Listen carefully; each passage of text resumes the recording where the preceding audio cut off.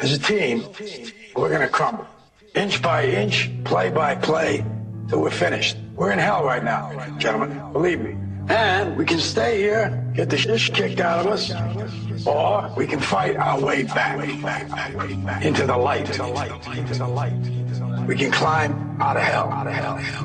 1 inch at a time. You know, when you get old in life, things get taken from you. I mean, that's part of life. But you only learn that when you start losing stuff. You find out life's this game of inches. So is football.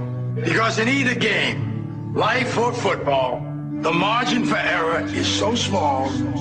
I mean, 1/2 a step too late or too early, and you don't quite make it. 1/2 second too slow, too fast, you don't quite catch it. The inches we need are everywhere around us. They're in every break of the game, every minute, every second. On this team, we fight for that inch. On this team, we tear ourselves and everyone else around us to pieces for that inch. We claw our fingernails for that inch. Because we know when we add up all those inches, that's going to make the fucking difference between winning and losing. Between living and dying. I'll tell you this, in any fight, it's the guy who's willing to die who's going to win that inch. And I know if I'm going to have any life anymore, it's because I'm still willing to fight and die for that inch. Because that's what living is. There's 6 inches in front of your face. Now I can't make you do it. You got to look at the guy next to you. Look into his eyes. Now I think you're going to see a guy who will go that inch with you. You're going to see a guy who will sacrifice himself for this team because he knows when it comes down to it, you're going to do the same for him. That's a team, gentlemen. And either we heal now as a team, or we will die as individuals. Welcome to the show. I'm your host, Popeye. This is Down the Rabbit Hole. It's June 24th, 2011. Today I'm going to talk about something that not many people do speak about. And I'm not even sure if anybody's checked the book out. But what I'm going to talk about today, you're going to want to get the book after I talk about it, and you're going to want to check it out. Just another in a long line of lies that we were told and cover-ups. And no, it's not 9/11. It's not some vast false flag terror plot. It does, however, involve a very famous general. Not somebody that obviously is still alive. And not somebody that any of the generals we have in the military today could even stand close to. As a man, as a general, as an intelligent human being. Most of the people we have, and I'm not making fun of the lower-ranking officers, but most of these high-ranking generals, like Mattis and Conway and all them, they're retired now. And those are the guys that were in charge of the invasion of Iraq. Petraeus, none of them have the gumption that this guy had. And by now I'm sure you all know who I'm talking about. I'm talking about General George S. Patton. A lion amongst men. A enigma, if you will. You know, he was a man's man, and he was definitely a soldier's soldier.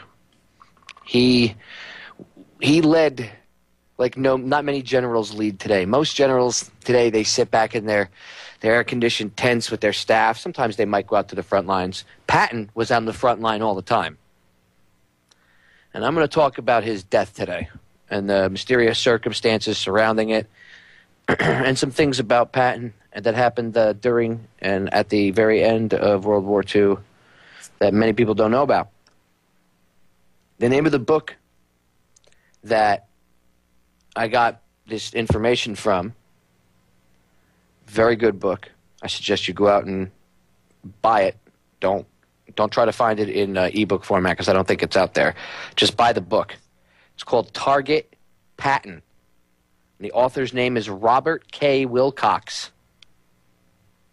Last name is Wilcox.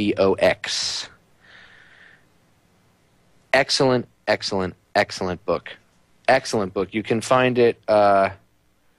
I'm sure there's still copies for sale. I mean, I only got it a few years ago.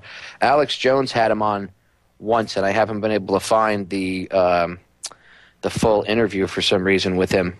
But when I listened to the interview on Jones's show, I already had the book. But Jones did a pretty decent job interviewing him. And I was just utterly impressed when I read this book. I mean, this was a book that it's got, I'll tell you right now, it's got to probably be about 300 and, without the index, I'd say pretty close to like 400 pages, somewhere around there. Yeah, about 405 pages without the index. So usually somebody that might take, book with, that's not a lot of pages, but 400 or 500 pages might take somebody, if they're not a slow reader, a couple of weeks to read. I literally read this book in about 2 days. As soon as I picked it up, I couldn't put it down. It's just incredible. The things that he talks about in this book are, and this is all, he spent about 5 years putting this book together. He's an investigative journalist, and he just went to the ends of the earth to get the evidence. You learn a lot of stuff. In fact, in it, he interviewed a former Jedburgh. And for those of you that don't know what the Jedburghs were, before we had the CIA, we had the OSS, the Office of Strategic Services. And that was the CIA during World War II. And their secret agents, their secret men were called the Jedburghs. These guys were like, special forces are today. And they would go in and they would do assassinations and everything else. Well, one of them came out and admitted on his deathbed that I should say on his deathbed, a couple months before he died, he had come out, he knew he was dying, and he came out and he admitted he was also a little pissed at the VA for how they had, when he tried to get his benefits. As a vet myself, it's a real pain in the butt because he had done all this secret stuff that, they had to shred paperwork and stuff. A lot of times there was no files to back up what he had said. And, it doesn't matter if you actually went and did this stuff. If you don't have any files backing up what you did when you go to the VA is going to say, look, you didn't do any of this. They're all about, you have to prove to them that you did this stuff. It's ridiculous. And obviously if they looked in his record, they would see that he was over there at least. But, they didn't bother to, he had a long fight, and he had a fine paperwork that luckily he had saved and he had gotten from other people. And he got his benefits, but not what he should have gotten, and he was soured by it. So, later on in life, he's getting old, he's getting ready to die. He decided to cover his bases. I think by that time, I'm pretty sure the woman he was married to had passed away, if I remember correctly. I could be wrong about that, but he was, he was at the end of his life. So he admitted things, and one of the things that he admitted was he had taken part in the assassination of General Patton.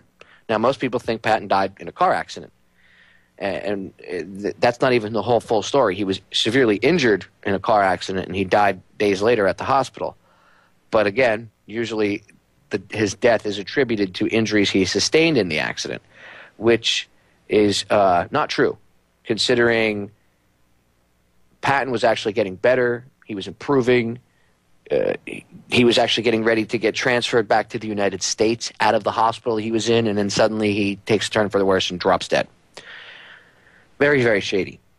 And as I'm going to show you, there's multiple reasons for it.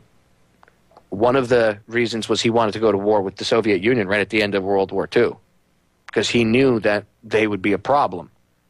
And rather than let them get out of control and spread communism all over the place, which would lead to other things eventually, like, that was one of their reasons for, quote unquote, getting into Vietnam, which isn't the real reason, but they needed this ghost, this monster of the Soviet specter, as it were, to scare the crap out of anybody. I mean, when I grew up, I remember that the Russians were the bad guys, and we had to hide under desks in case of a nuke went off. Can you imagine how different things would have been if Patton had been allowed to kick the crap out of the already beat-down Soviet army at the end of World War II?